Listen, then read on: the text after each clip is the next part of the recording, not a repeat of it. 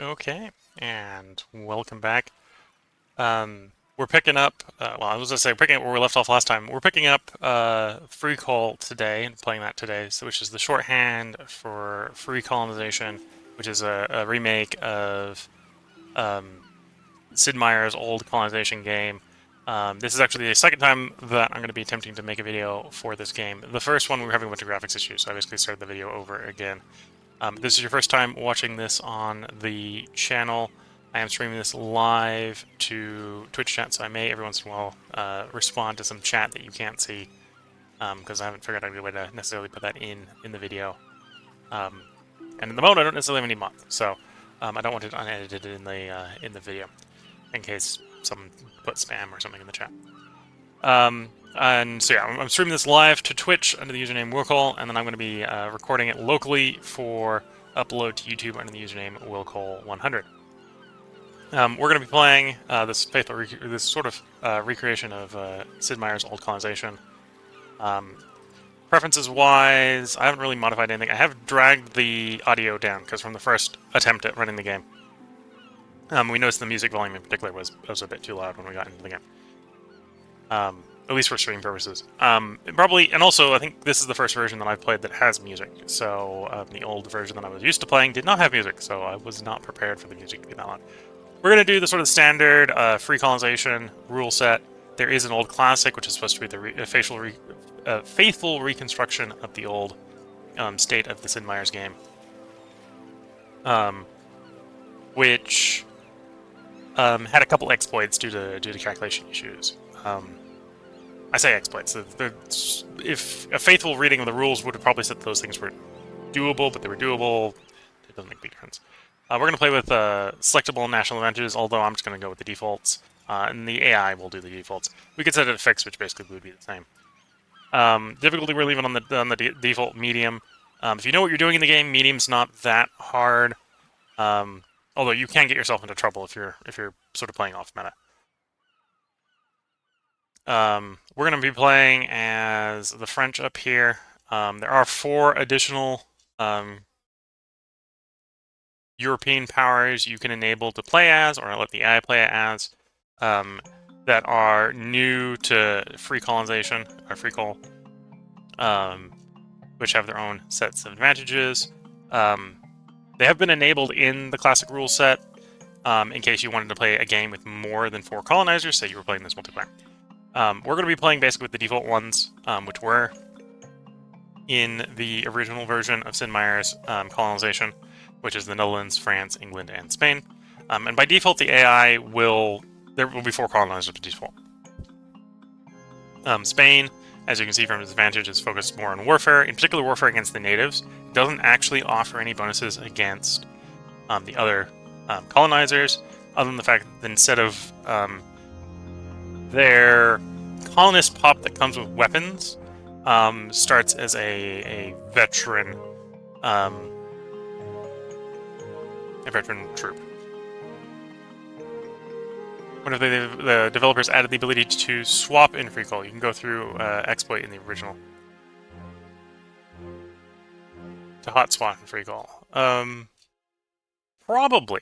So in the classic rule set, you can the classic rule set, I believe, hot seat. Yeah, the classic rule set, I believe, is supposed to be a faithful recreation. So there probably is a way to hot seat. I haven't played the game multiplayer enough to know if you can hot seat, because I've only played it by myself. So yeah, Spain is sort of your specific nation for sort of fighting the natives. They get a bonus to fighting the natives. And they start with a veteran soldier pop. England starts without any real special guys. They start with the caravel that everyone except for Netherlands starts with.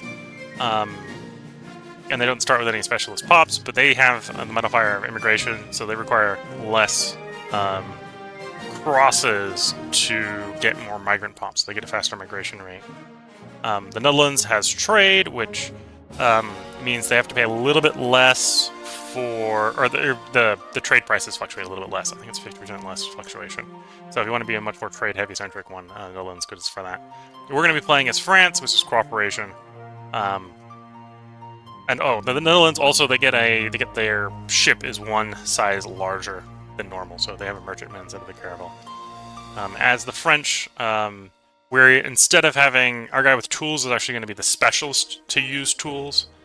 So we're going to be able to do a little bit more easy construction with on landing in the New World of things like irrigation and roads and stuff like that. We also have cooperation, so we piss the natives off a little bit less than the other colonizers, which means we can pay a little bit more passively with them, and maybe a little bit more trading with them as well. The other nations down here, these advantages are also fairly straightforward, like navals, bonuses to building navy, bonus to building buildings, bonus to farming, bonus for crafting, that sort of stuff. And I think that changes a little bit up of the additional nations as well. Map generator-wise, we're going to keep it simple. We're going to go with the standard sort of land generator map. If you want something that's a little bit more real-world, they do have pre-made maps in here, so you can play something you could recognize in the real world.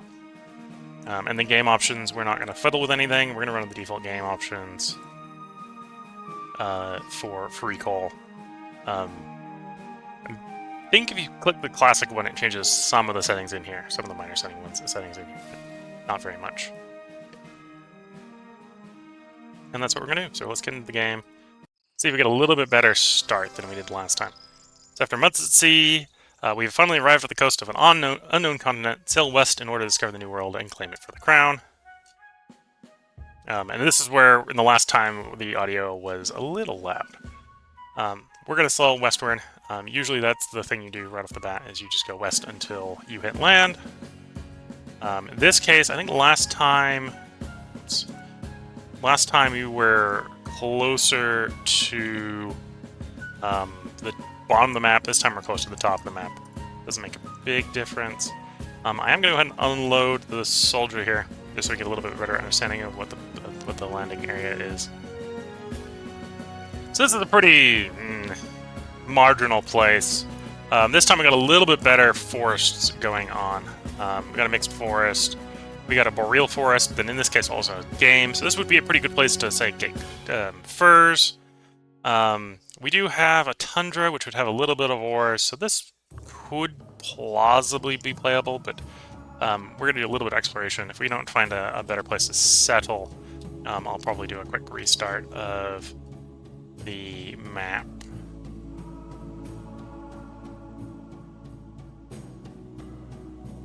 So we found some of the natives. We'll agree to a treaty with them. Discovered a new unknown region. Anyway, so that's a native settlement here. We haven't talked to them yet, so we don't know what they want to trade. The moment they don't hate anyone, they don't know us enough to hate us, and we don't know what following skill they can learn. But they're going to claim a certain amount of land around them. So the land around them right now, for our purposes, is also worthless because we don't want to piss them off this early.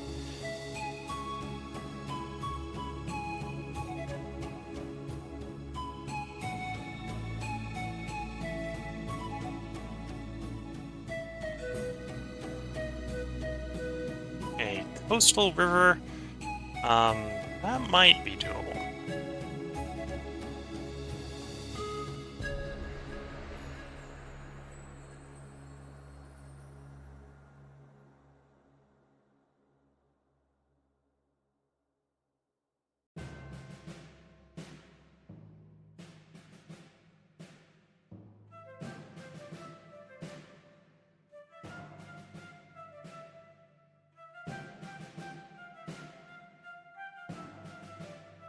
What are the big heads? So Twitch chat's asking what the big heads are. So this is the villages for the natives. The big heads represent sort of like the sort of civilization goodie huts, if you imagine it from like Civ 3 or Civ 4, or native villages or whatever. They're places you can explore for an event that may be good, it may be bad. I am specifically ignoring them right now. Because one of the more common events you can get with them when you're exploring them is that the person exploring them disappears. And losing half our colonists right now is a little bit bad. Colonization has goodie huts, yes.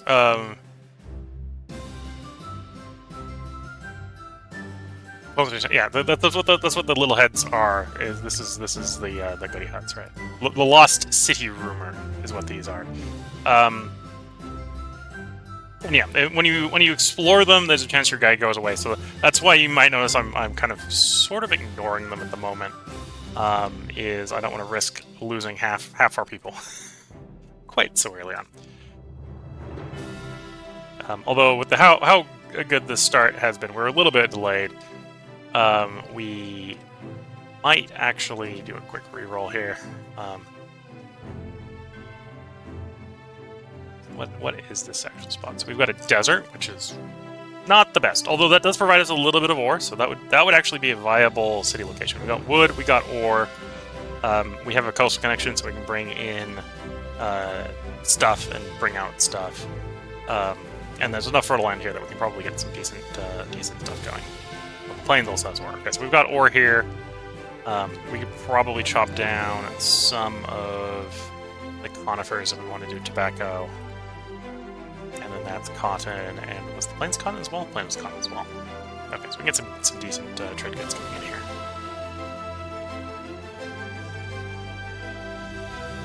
It's warning me the area has very little ore. Outside of hills, this is good ore. The game is a little weird with that. I actually had the wrong one. I wanted to say lay the foundations anyway.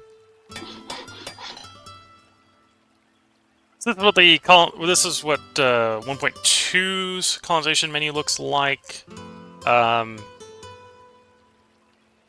It's a little bit higher definition than the old one that I'm actually used to. Although it's got higher quality JPEGs. By default, you can see the Pioneer here has assigned himself to the Town Hall to generate some Liberty Bells. I'm actually going to swap him off of that to change you to making tobacco for the moment. Although, harvesting tobacco in the forest is not the best way to get tobacco.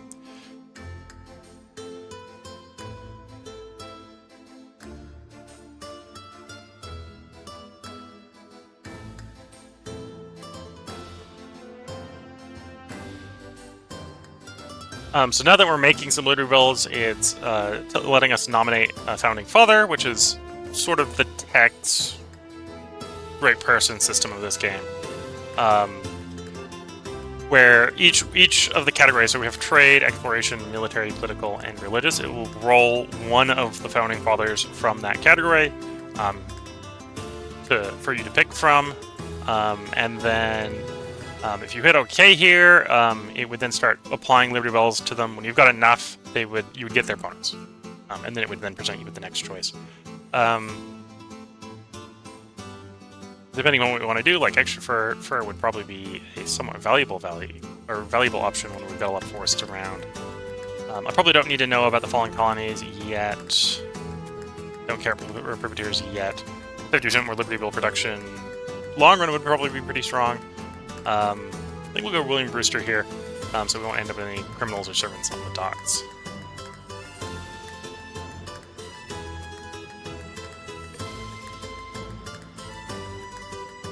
We're going to bring you into the settlement.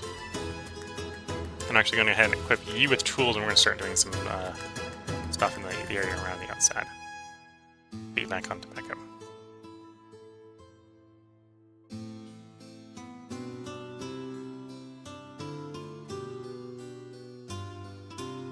One of the first things I'm going to do the irrigation underneath the main city zone.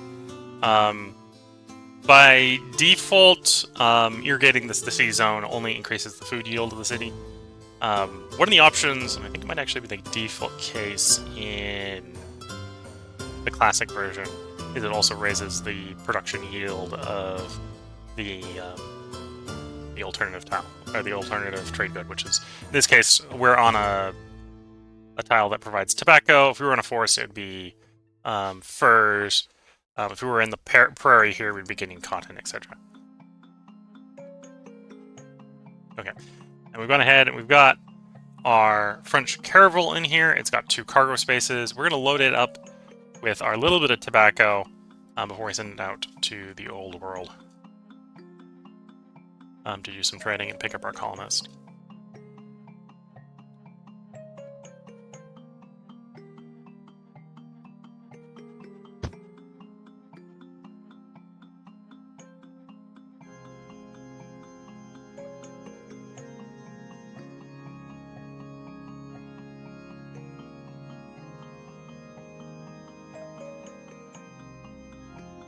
Okay, and so we've gone ahead and finished plowing the area here, so we're getting 1 extra food. I tend to do that pretty often in the city zone, because 1 extra food is not a lot, but you need 2 food per person working in a city to feed people. We've got 1 person here right now making tobacco, and it's useful that the place where you've got the city placed generates its own yields without someone working it.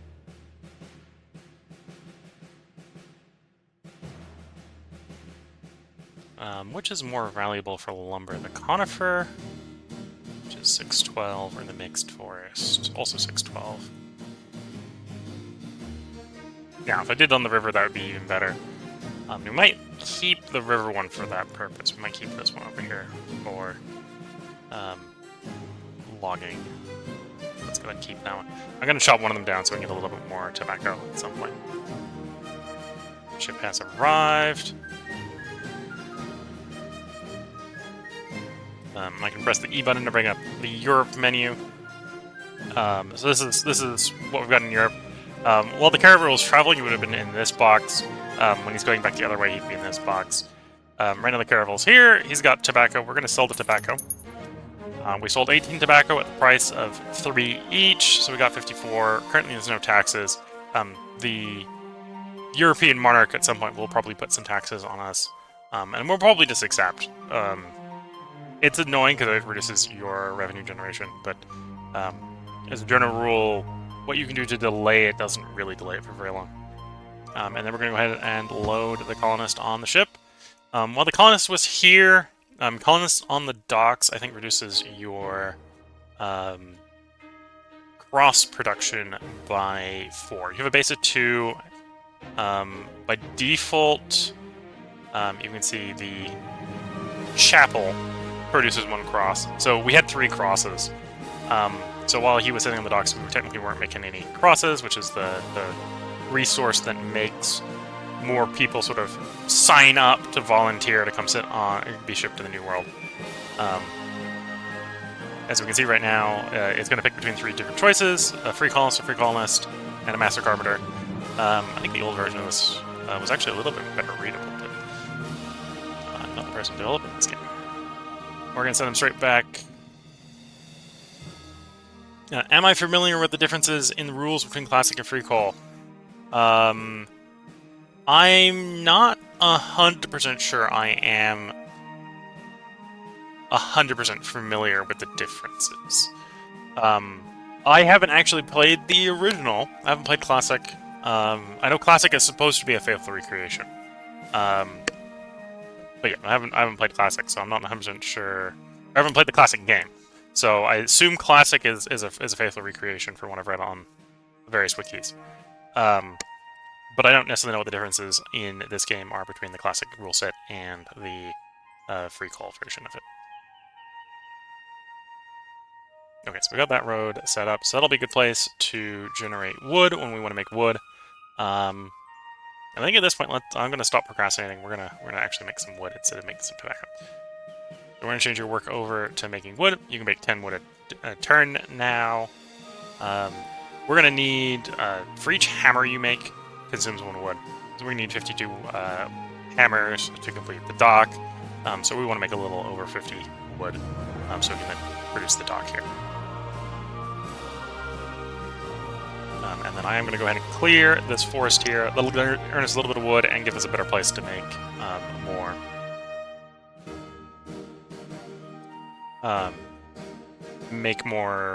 Tobacco. Twitch chat is asking, I think I remember us talking about it. You played the Civ 4 version. Yes, I actually played the older version of FreeCol before I played the Civ 4 version of Sid Meier's Colonization. But yeah, I've played this version and the Civ 4 version.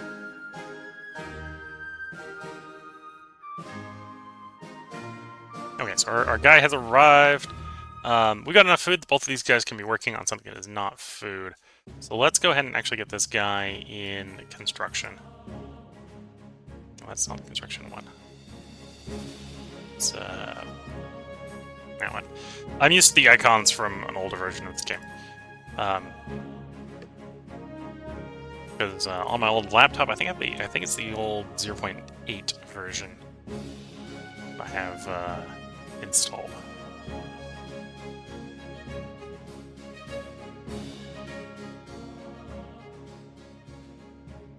So I'm going to load more tobacco on this ship. We now got enough wood. So let's actually accelerate the construction of those docks. The fish resource here in particular, which we need the dock to harvest, is going to be a pretty good source of food for us, and with it being 8 food. So I'm very interested in trying to get that complete.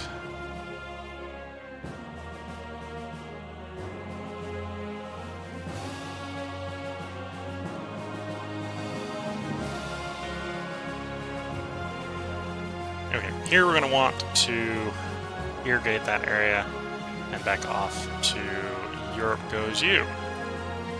Nope. Not working right. Philly ship. Go to Europe. There we go. No.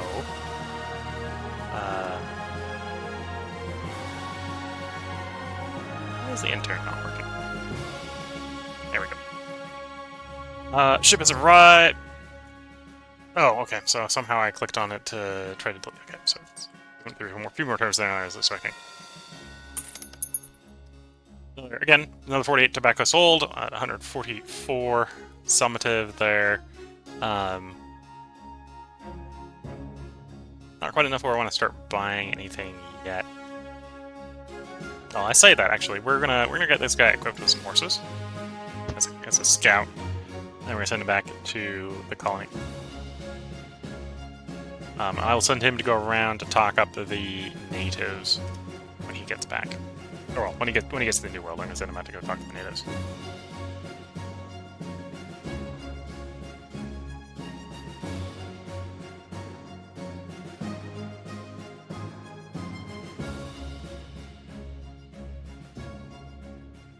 Okay, so our scout has arrived.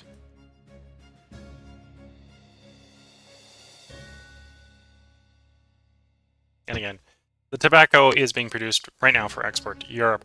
Later on, we'll be able to roll the tobacco into cigars, which we'll sell for more.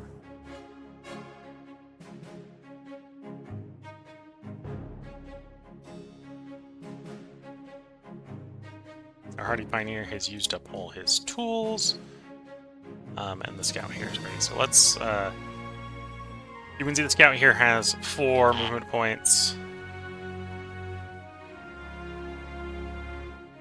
Send him up there. Next turn he'll be able to talk to the village. We're going to make sure that you're fully loaded with all the tobacco we have before we send you back into Europe.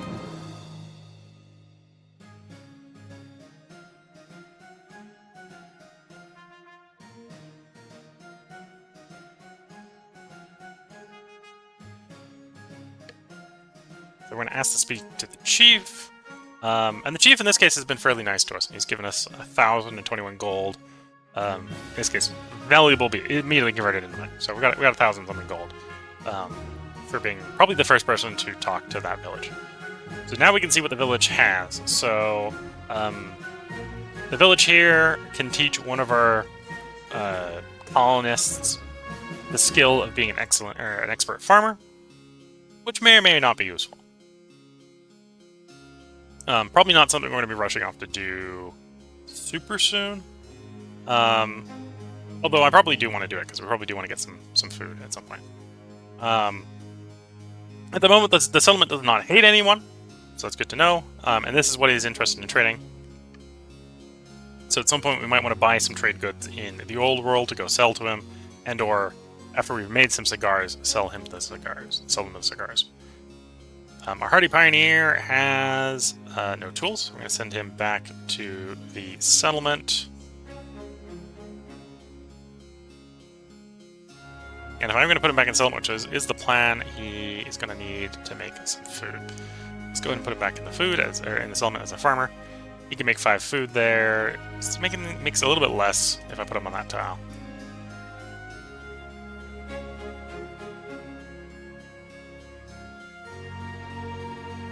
One thing I have noticed is that we've got in the mountains over here, we've got some silver. We've got the hills and mountains already have some ore, but the silver in particular will be potentially a very valuable source for export value. And we've completed the docks. Okay. What do we get for fishing? Yeah, it's a better fishing source. Okay. So we just went ahead and finished the dock, which was 52 hammers worth of construction. Lumber mill. Well, I'm always tempted to build a lumber mill first because it is a makes your construction faster. We're gonna do a wagon train into probably lumber mill. I'm gonna put one of the guys we had working on hammers over back to making lumber because we're gonna need lumber to continue building stuff.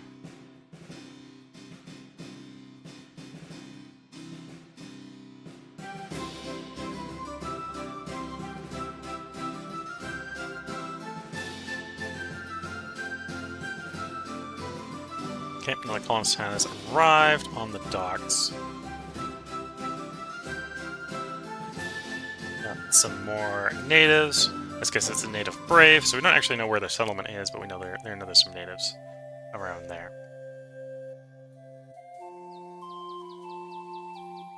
Ship has arrived in Europe.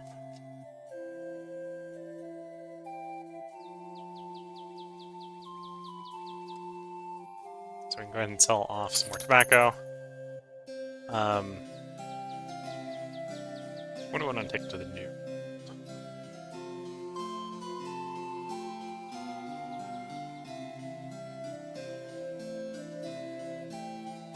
Yeah, I think we're going to go ahead and take that Master Carpenter. For 200 gold, the Master Carpenter is pretty good.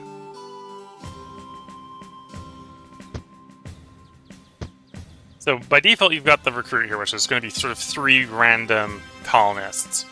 You notice here it says he'll be able to pay for their own passage and so many returns.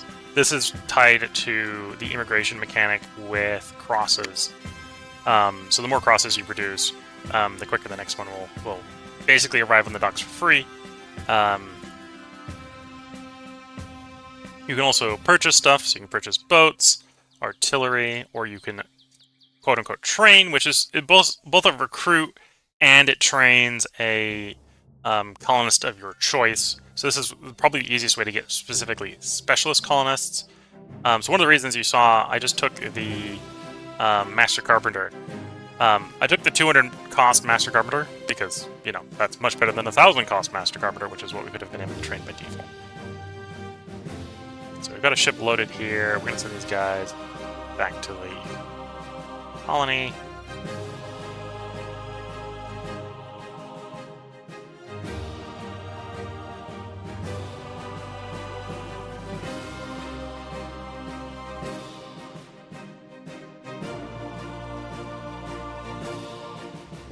Okay, so there's a village that we can go chat up. Iroquois village. Speak to the chief. So in this one, instead of giving us money, gave us basically a map explorer. Pleased to welcome travelers from far, to tell you of the nearby lands. And in their case, their specialist that they can teach us is expert fur trapping, as well as they want rum, cigars, and trade goods.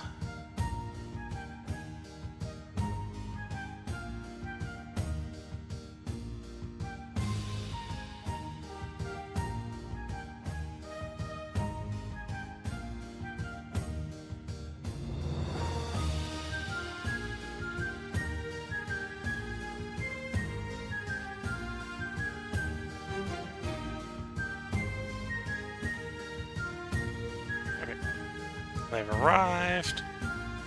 We obviously want the carpenter to make wood. There is a penalty to Liberty Bill production the more colonists you have in a city, because the Liberty Bill production is effectively associated with the government in the city. So we're going to assign one of our guys to make some Liberty Bells, sort of improve the government functioning of the city. And then we'll set this guy to make tobacco, so we can get a little bit more trade goods for export. And you can already see one reason you might want specialist, right? The Master Carpenter provides an extra 3 hammer production over just a regular colonist.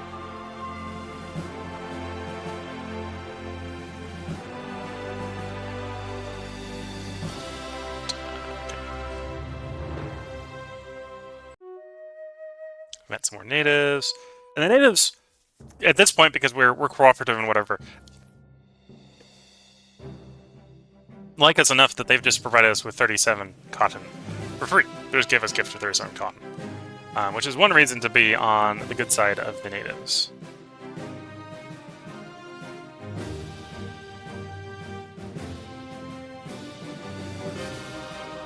So we're going to go ahead and take that cotton and bring it to Europe. We're going to get our wagon train done in 3 turns. We're not immediately going to do anything with the wagon train. The whole purpose of building the wagon train is so we can actually trade with the natives. Well, the inland natives. Because until...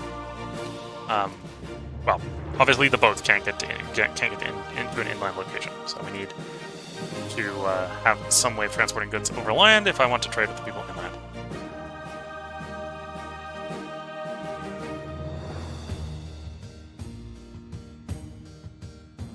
This is when I get trying to do stuff with the keyboard instead of with the mouse.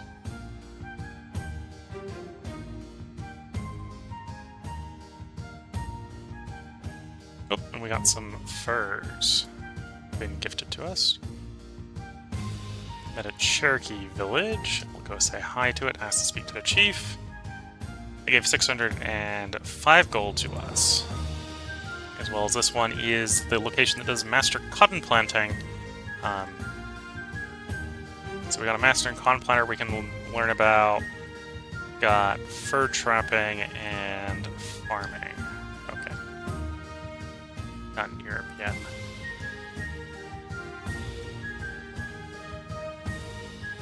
Okay, our wagon train is complete.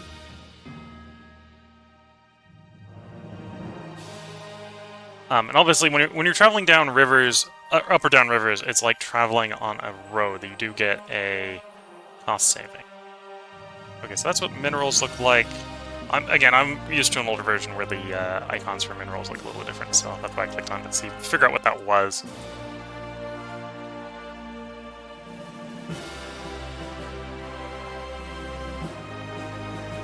I'm going to fortify you there for the moment, and we're not here yet. Okay. In the construction here, we're working on lumber mill. I will queue up behind the lumber mill, the warehouse. So we can store more stuff in our city there.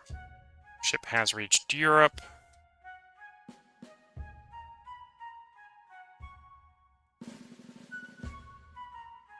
Oh, are we taking... is it... Oh, no, he's only got half. Okay, yeah, so it's double cost to move on the tundra. Able to go west then instead. North. So we arrived in Europe, so we can sell off some cotton and some tobacco.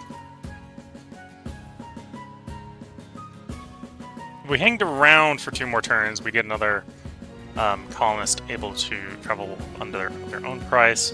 I'm not going to go ahead and wait for that. I'm going to go ahead and pick up a expert lumberjack and an expert silver miner with our money, and then send that back to colony.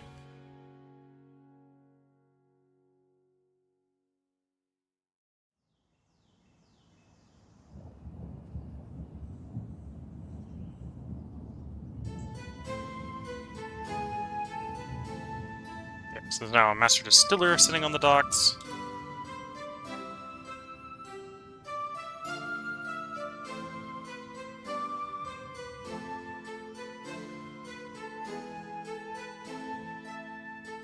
And now more than 90 units of tobacco in our warehouse. Okay. So if we keep making tobacco at the current rate, we'll waste some tobacco. So before we go move to the scout, let's go look at our city. Yeah, okay, so we'll waste 1 tobacco if we continue with the current process. What I will probably do is actually have you, instead of plant tobacco, let's have you swap over to making cigars. So we're still getting tobacco, because the city right now of where it's located is producing 4 tobacco. But right now we've got our colonist here converting 3 tobacco into 3 cigars.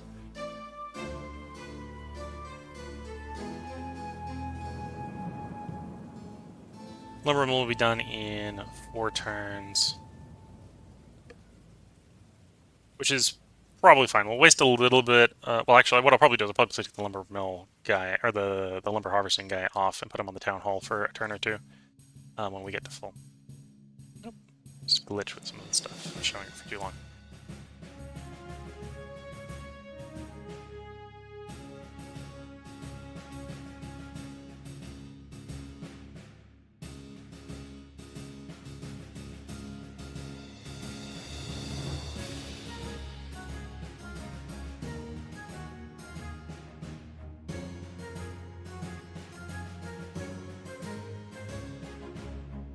Anyway, that'll be fine. And then we're going to unload the silver miner. The silver miner, assuming I can feed the guy on the hill. Yes, I can. I'm going to go ahead and set him up right here, mining the silver. So I'll probably want to build another...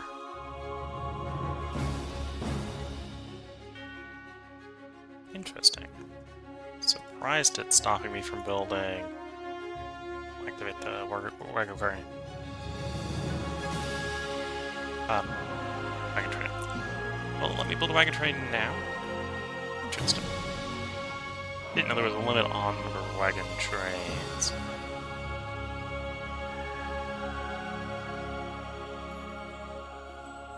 There may not have been a limit on the wagon trains in the older version that was playing.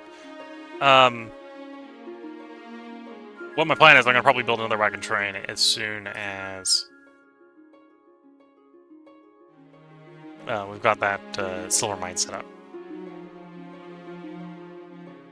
So that we've got something to haul the silver down from the mine.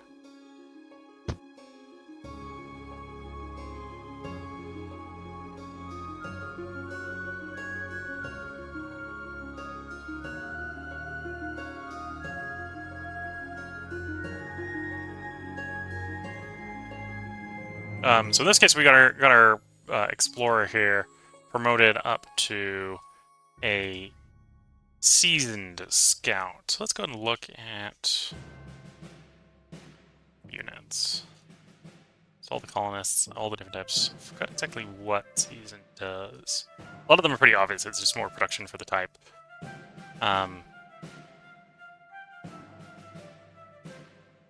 Moving to 1.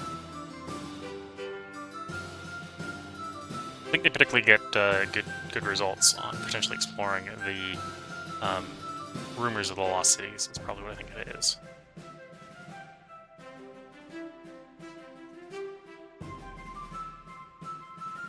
Okay, let's get this guy going back to the old world. I think this trip we'll have him pick up some trade goods that we can sell to the natives. Because at least natives that we're close to have desire to trade some trade goods. And it's usually cost effective to bring trade goods and sell them to the natives. Assuming the natives want them. Okay, our lumber mill is done. They've dropped us another 45 cotton. Our new colony would be landlocked. Yes, I understand that. That's why I wanted to build a wagon train. Produce very little lumber. Yeah, that's fine. This place is literally to harvest silver and nothing else. Lay the foundations. Carl's Fort. And then I want my silver miner to, you know, make silver. So he'll be making 6 silver a turn, because he's specialized in that. And if we go back to the Europe map mode right now, you can see silver is valued at 16 for selling, 18 for buying, but you wouldn't buy silver. Silver is usually just to be sold to make money off of. So definitely very valuable, and it's one, the worker just directly makes it, whereas a lot of the other stuff, a lot of the other good trade goods like sugar, they make it into rum, so you make sugar, you make it into rum, and then you export to Europe. Or you could just export it straight as sugar, but as you can see, right, there's a big price advantage in converting it first into rum.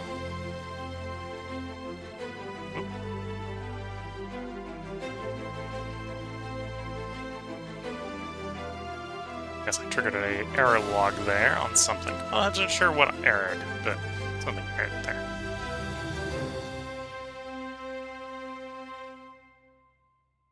Okay, so our first founding father has completed.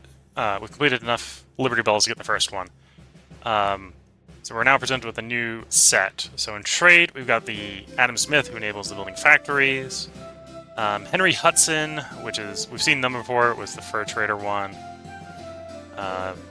This is conquer native settlements, all usual treasure.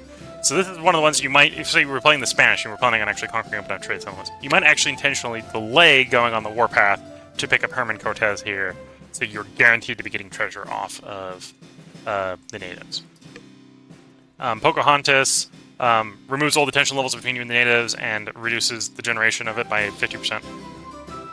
And that is the multiplicative 50%, so the French default cooperation bonus is 50%. Those are separate, it doesn't sum to 100. But this would potentially be useful if we'd built up some alarm with the natives and wanted to sort of tamp down on the unrest between the two of us. And then cross-production, all colonies increased by 50%. At the moment, I'm making 1. So 50% of 1 is... it might round up, it might technically give us 2, but we're going to pass on William Penn.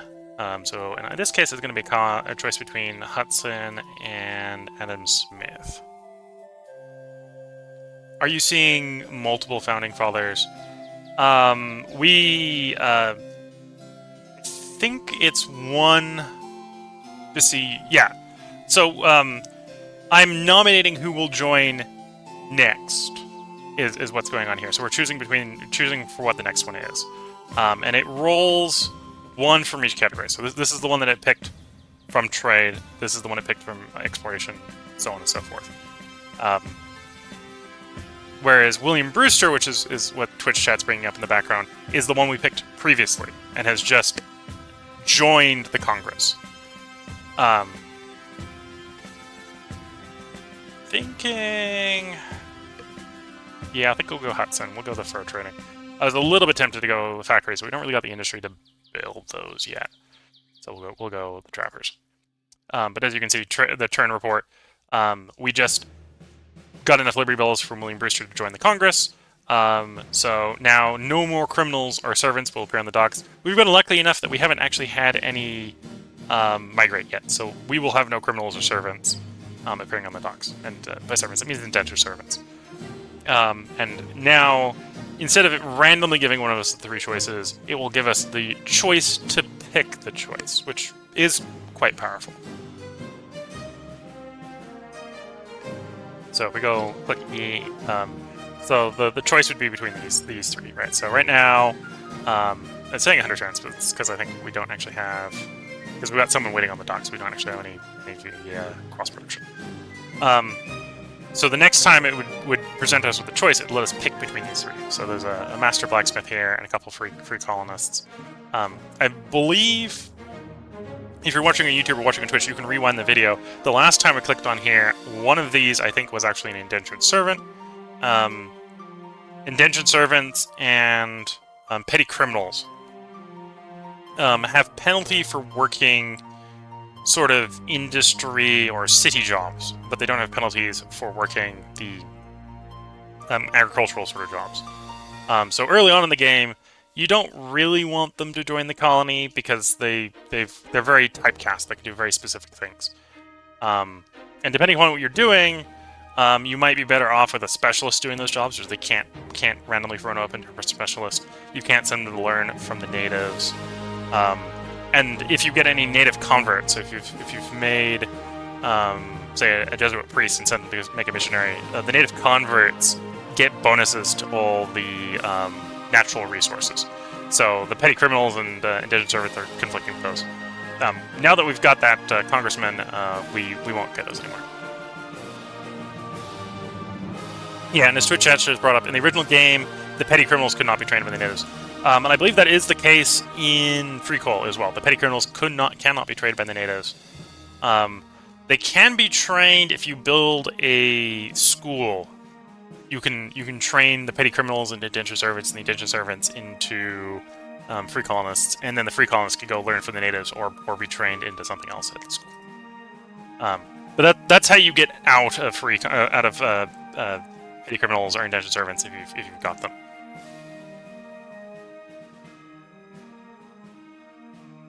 So that as the mechanic, I won't have to show off this run. Although I was mentally prepared to deal with that if that had come up.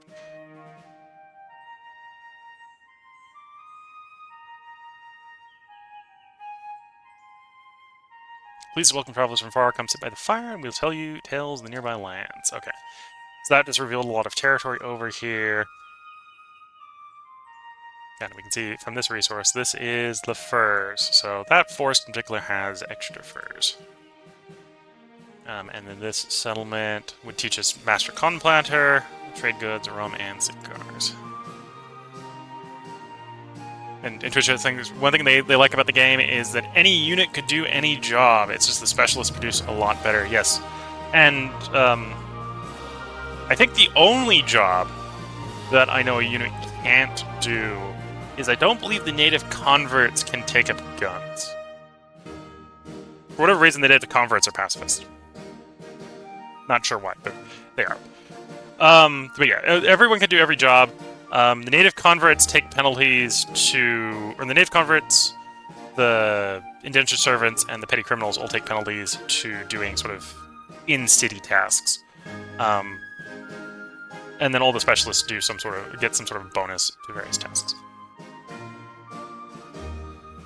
Twitch saying that would be a FreeCol rule then. Might be. Or it might have just been that was a bug on the version that I'm running. And it might not be the case in 1.2? Might not be the case in 1.2. That was definitely a thing that was a thing in the version I was playing while I was away on break. Our ship has arrived in Europe.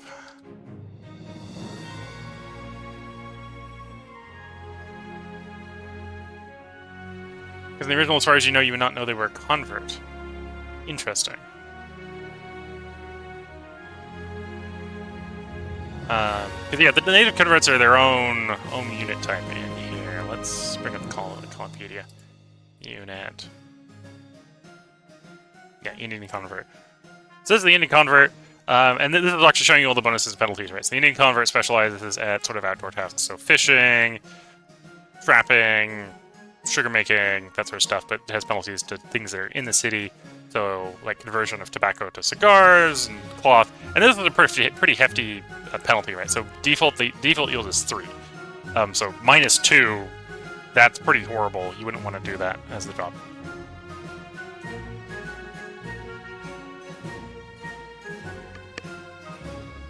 And yeah, for whatever reason, at least in the base game, I'm not able to convert, or wasn't able in a previous version to convert these guys into troops. Although, other than that, they're pretty decent. Yeah, so that's the skill level. So this is the petty criminal. This is the malices it has, which are basically pretty similar to the Indian convert. Indentured servant's just a little bit less penalized than the indentured servant, or than the petty criminal. This is only so FreeCol for your colonist is sort of the default guy, and then everyone else has something they specialize in, which very frequently is either double the yield or like +2 or something, depending upon where they're working.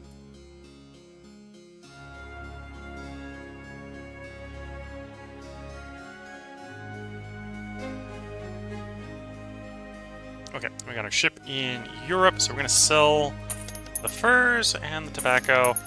We're going to load the master distiller on the ship, and I think I'm going to bring a load of trade goods and send you back to the colony. And then in the colony, now I go to another settlement. Can I build another bargain train? Okay, so there must be a limit on the wagon trains of like one per colony or something. I'm going to activate this one. Actually, no, we're going to leave him garrisoned there or fortified there until our trade ship comes in, so he can bring the trade goods out to here. And then I'll probably send over to Charles Ford to pick up the silver. Because we haven't filled the silver up yet, but that's not going to take very long to fill up. And looking at the time, this is going to be a bit of a long part because I'm introducing the game, introducing a lot of mechanics. This is where I'm going to put the part break in for YouTube. So if you're watching on Twitch, I'm going to take a short break, check up on the family, and then we're going to be back to recording the next part. If you're watching on YouTube, the next part will be up tomorrow. And with that, I'm going to wish you all the best of luck and a good time. Catch you all in the next part, and bye for now.